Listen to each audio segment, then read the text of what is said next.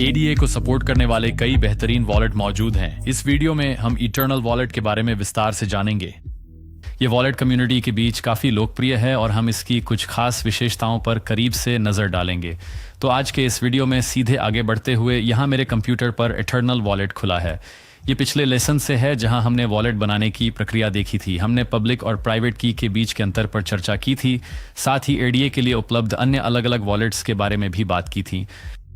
आज का ये वीडियो विशेष रूप से इटर्नल पर केंद्रित होगा क्योंकि यही वो वॉलेट है जिसका उपयोग हम इस पूरे कोर्स के दौरान करेंगे। यूआई के संदर्भ में हमारे पास ऊपर बाईं ओर वॉलेट जोड़ने की सुविधा है जहां से हम या तो एक नया वॉलेट बना सकते हैं या मौजूदा वॉलेट को रिस्टोर कर सकते हैं। तो मान लीजिए कि अगर आपके पास पहले से ही एक सीड फ्रेज है तो आप उसे इटर्नल वॉलेट में इंपोर्ट कर सकते हैं और आप ऐसा वास्तव में किसी भी वॉलेट के साथ कर सकते हैं। तो उदाहरण के लिए बहुत से लोगों ने डेडालस वॉलेट बनाया होगा लेकिन वे वास्तव में एक लाइट क्लाइंट रखने के फ़ायदे भी देखते हैं। तो आप अपना वॉलेट डेडालस में रख सकते हैं लेकिन फिर आप अपनी सीड फ्रेज को इंपोर्ट करने के लिए रिस्टोर वॉलेट फीचर का उपयोग कर सकते हैं और फिर इटर्नल के लिए लाइट क्लाइंट का भी उपयोग कर सकते हैं। तो ये बहुत बढ़िया है। आप लेज़र या ट्रेजर जैसा हार्डवेयर वॉलेट भी कनेक्ट कर सकते हैं या आप इंपोर्ट कर सकते हैं। हमारे पास यहाँ पहले से ही हमारा वॉलेट है। जहाँ तक हम मुख्य पेज पर देख रहे हैं आपके पास अकाउंट है। आप एक वॉलेट के साथ कई अकाउंट रख सकते हैं।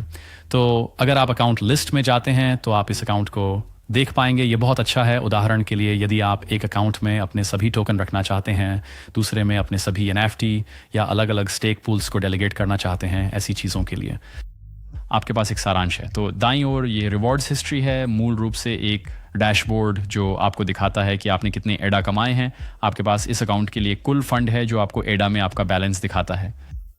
टोकन लिस्ट आपको सभी नेटिव एसेट्स की सूची देती है, चाहे वे टोकन हो या non fungible token. UTXO list भी है जो मूल रूप से इस वॉलेट के सभी अनस्पेंड ट्रांजैक्शन दिखाती है। ट्रांजैक्शंस में आपको अपने ट्रांजैक्शन इतिहास की एक सूची मिलेगी। आप इसमें पूरे हो चुके और लंबित दोनों तरह के ट्रांजैक्शन देख सकते हैं। सेंड और रिसीव, तो ये मूल रूप से आपको किसी दूसरे वॉलेट में एसेट भेजने की सुविधा देगा। आपको बस एक रिसीविंग एड्रेस डालना होगा, ये चुनना होगा कि आप कौन से एसेट और कितनी मात्रा में भेजना चाहते हैं और फिर ट्रांजैक्शन की पुष्टि करने के लिए अपना स्पेंडिंग पासवर्ड दर्ज करना होगा। इटर्नल के बारे में एक बहुत अच्छी बात यह है कि उन्होंने कार्डानो पर डिसेंट्रलाइज्ड एक्सचेंज प्रोजेक्ट्स में से एक मूसली स्वैप के साथ साझेदारी की है ताकि इस टोकन स्वैप फीचर को सीधे वॉलेट में इंटीग्रेट किया जा सके। और फिर हम रिसीव पर जाएंगे जो वॉलेट में अगला विकल्प है। आप इस पब्लिक एड्रेस को कॉपी कर सकते हैं। ये आपकी पब्लिक की है जो मूल रूप से आपको इस वॉलेट में कोई भी एसेट प्राप्त करने की सुविधा देती है। स्टेकिंग, इसमें एक स्टेकिंग सेंटर पहले से ही मौजूद है। हम आने वाले पार्ट में स्टेक पूल्स के कुछ अलग पैरामीटर्स के बारे में देखेंगे, इसलिए इसके लिए बने रहें ताकि आप उन सभी अलग अलग स्टेक पूल्स के बारे में अधिक जान सकें जिन्हें आप चुन सकते हैं। अगला है वोटिंग, तो ये प्रोजेक्ट कैटलिस्ट से संबंधित होगा। इसे भी भविष्य के एक पार्ट में कवर किया जाएगा। और फिर अगला है सेटिंग्स। तो इसका लेआउट बहुत ही सरल है। आप बेशक लाइट और डार्क मोड में से चुन सकते हैं जो कि अच्छा है। मुझे डार्क मोड बहुत पसंद है। मुझे लगता है कि ये वास्तव में आंखों को आराम देता है। सेटिंग्स में देखने के लिए कई बेहतरीन विकल्प मौजूद हैं। इनमें से एक सबसे महत्वपूर्ण विकल्प है कोलैटरल, जिसे हम देखेंगे। सो कोलैटरल एक ऐसी चीज़ है जिसे आपको वॉलेट में सेट करना होगा जिसका उपयोग आप अलग अलग DApps से जुड़ने के लिए करेंगे। इसे करने का तरीका बहुत सीधा है। हम बस इसे टॉगल करेंगे, अपना स्पेंडिंग पासवर्ड टाइप करेंगे। ये एक ट्रांजैक्शन को कंफर्म करेगा। हम अलग अलग DApps के लिए वॉलेट का इस्तेमाल शुरू कर पाएंगे। लेकिन सबसे पहले, अब जब हमने यूज़र इंटरफेस का अवलोकन कर लिया है तो हमें इस वॉलेट में कुछ एडा भेजने होंगे। इसके लिए हमें अपने कॉइनबेस पर जाना होगा। ये वही अकाउंट है जिसका इस्तेमाल हमने अपने पहले एडा कॉइन्स खरीदने के लिए किया था। और फिर यहाँ से हमें सेंड और रिसीव पर क्लिक करना होगा। यह हमसे पूछेगा कि हम यहाँ क्या करना चाहते हैं। इस मामले में हम अपने इटर्नल वॉलेट में कुछ एडा भेजेंगे। तो यहाँ लिखा है कार्डानो से भुगतान करें। हम आगे बढ़ेंगे और सब कुछ भेज देंगे।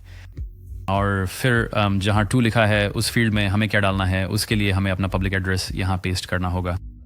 तो चलिए वापस इटर्नल पर चलते हैं। रिसीव पर क्लिक करें और इस पब्लिक एड्रेस को कॉपी करें। ये सुनिश्चित करने का बेहतरीन तरीका है कि आपने इसे सही कॉपी किया है। बस ये देख लें कि आपको कॉपी टू क्लिपबोर्ड का विकल्प दिख रहा है, लेकिन मैं एक बार फिर देखना चाहूँगा।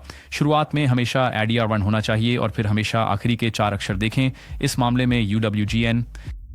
तो चलिए सुनिश्चित कर लेते हैं कि हमने इसे सही तरीके से पेस्ट किया है। एड्रेस 1 और आखिरी 4 अक्षर UWGN है, तो ये सही लग रहा है। चलिए आगे बढ़ते हैं और कंटिन्यू पर क्लिक करते हैं। इसके बाद ये हमें ट्रांजैक्शन का ओवरव्यू दिखाएगा। इसमें हम डॉलर और एडा में राशि देख सकते हैं, हम इसे कहाँ भेज रहे हैं, छोटा सा ट्रांजैक्शन शुल्क और कुल राशि। तो चलिए अब सेंड पे क्लिक करते हैं और फिर ये हमसे गूगल 2 फैक्टर ऑथेंटिकेशन ऐप का उपयोग करके इस ट्रांजैक्शन को वेरीफाई करने के लिए कहेगा। हमने गूगल 2 फैक्टर ऑथेंटिकेशन का उपयोग करके कोड कंफर्म कर लिया है और हम ट्रांजैक्शन कंफर्मेशन देख सकते हैं। तो हमने एडीए की ये राशि अपने पब्लिक एड्रेस पर भेज दी है। ब्लॉकचेन द्वारा ट्रांजैक्शन को वैलिडेट होने में कुछ पल लगेंगे, लेकिन मूल रूप से अगर हम ट्रांजैक्शन पर क्लिक करें तो हमें अपने वॉलेट में एडीए की वह राशि दिखाई देगी। वाह, ये तो रिकॉर्डिंग के दौरान ही बहुत तेज़ी से हो गया। तो 19 एडीए अभी हमारे वॉलेट में आ गए, अविश्वसनीय रूप से तेज़। आप लोग इसे वास्तविक समय में देख सकते हैं। इसे हमारे वॉलेट में आने में बस कुछ ही सेकंड का समय लगा। यह 19 एडीए अब हमारे वॉलेट में इस्तेमाल के लिए उपलब्ध है, तो यह बहुत बढ़िया है। आप जानते हैं, बस यह सुनिश्चित करना है कि आप वॉलेट के लिए पब्लिक एड्रेस को गलत तरीके से कॉपी ना करें और सही स्पेंडिंग पासवर्ड टाइप करें। आप जानते हैं, बस यह सुनिश्चित करें कि आप पूरी प्रक्रिया के दौरान धीरे धीरे काम करें। मुझे पता है कि कई बार, खासकर जब मैंने शुरुआत की थी, तो ये काफ़ी घबराहट भरा होता था। आप जानते हैं, स्पेंडिंग पासवर्ड टाइप करना और फिर ये सुनिश्चित करना कि मैंने पब्लिक एड्रेस सही कॉपी किया है। मैं यही कहूँगा कि बस धीरे धीरे करें, अपना समय लें। जब भी संदेह हो, आप हमेशा वापस जाकर खुद दोबारा जांच कर सकते हैं। ये एक अच्छी आदत है, खासकर जब हम बड़ी मात्रा में क्रिप्टो के साथ काम करना शुरू करते हैं। तो वॉलेट में फ़ंड डालने और उसे सेट करने के बारे में बस इतना ही है, जिससे कि हम अब इस एडा का उपयोग कर सकें। हम देख सकते हैं कि ट्रांजैक्शन में कंफर्मेशन कम है, लेकिन फिर भी ब्लॉकचेन द्वारा वैलिडेट हो गया है। हमारे पास एक टाइम स्टैम्प है जो तारीख और समय साथ ही एडीए की राशि दिखा रहा है। तो अब जब हमने अपने वॉलेट में कुछ फंड जोड़ लिए हैं, तो अब हमें ब्लॉकचेन पर अलग अलग डी एप्स के साथ इंटरैक्ट करने के लिए इस वॉलेट का उपयोग करने में सक्षम होना चाहिए। तो अब मैं आपको यह दिखाना चाहता हूं कि कोलैटरल सेट करने की प्रक्रिया कैसे पूरी करें और कार्डानो पर डीएक्स और एनएफटी मार्केटप्लेस जैसे अलग अलग डी एप्स से जुड़ने के लिए इस वॉलेट का उपयोग कैसे करें। तो सेटिंग्स में हमें कोलैटरल का विकल्प दिखता है। इस वॉलेट को अलग अलग डी एप्स के लिए इस्तेमाल करने के लिए हमें इस फीचर को ऑन करना होगा। यहाँ लिखा है स्मार्ट कॉन्ट्रैक्ट्स के साथ इंटरैक्ट करने के लिए कोलैटरल इनपुट की ज़रूरत होती है। यहाँ एक सेट करें, तो हमें इस अकाउंट के लिए एक कोलैटरल UTXO मिल गया है। स्मार्ट कॉन्ट्रैक्ट्स के साथ इंटरैक्ट करते समय इसका इस्तेमाल किया जाएगा। इस मामले में क्योंकि ये एक नया वॉलेट है, तो सब ठीक है। हम बस इस फीचर को चालू कर देंगे और हम इसे अलग अलग एप्लीकेशन के साथ इस्तेमाल करना शुरू कर पाएंगे। हालांकि आपके वॉलेट में मौजूद UTXO की संख्या के आधार पर आपको अपना स्पेंडिंग पासवर्ड डालना पड़ सकता है और फिर एक छोटा ट्रांजैक्शन कंफर्म करना होगा, जो अलग अलग डी एप्स के लिए कोलैटरल UTXO के रूप में इस्तेमाल करने के लिए कुछ एडा अलग रख देगा।